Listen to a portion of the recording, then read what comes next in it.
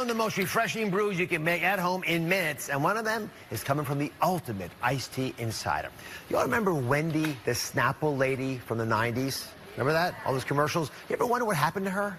Yes. So I'm curious about that. Well, she's no longer with Snapple, and she seemed to have disappeared, but we went looking for her. Take a look at where she is now and what she's been drinking. Hi, Dr. Oz. It's me, Wendy. It's been a while, and it feels great being on your show. I know that today's topic is iced tea, and everybody out there knows that I do know something about that subject. And while I do have a preference in my brand, I do also follow a healthy food regimen now. So my favorite tea flavor of natural tea is an apple cinnamon tea, and how I make it is I take black tea and I use apples, cinnamon, lemon, and I add it all up together, and it's the most wonderful, wonderful natural drink, and definitely try it sometime. So with that said, hello, it's tea.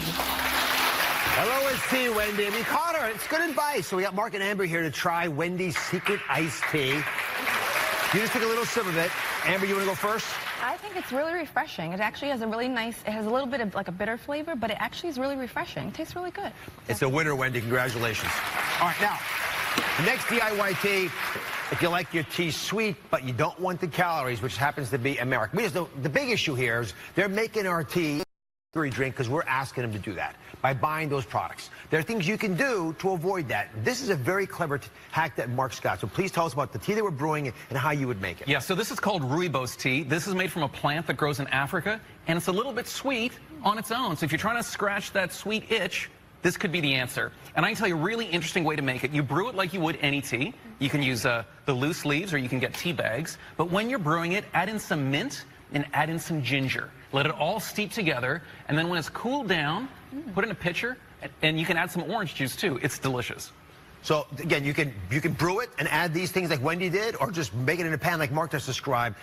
Please highlight if there's any bitterness for you. Not bitterness, but I love the ginger. I love the spiciness of it, so it tastes really, really good. And to me, this one is really quenching. It just really takes care of that thirst. It's fresh. Because there's no bitterness, you don't have to cover it up by diluting it. And this doesn't taste like it needs to. It tastes really good. No. It actually really tastes great. So the key is find a tea that naturally doesn't bother your mouth, and you don't have to cover up what you're actually getting, including nutrient benefits. Nice. Fantastic advice as always. Thank you. You can put these iced tea recipes on DrOz.com, make them, share them with your friends. Be right back.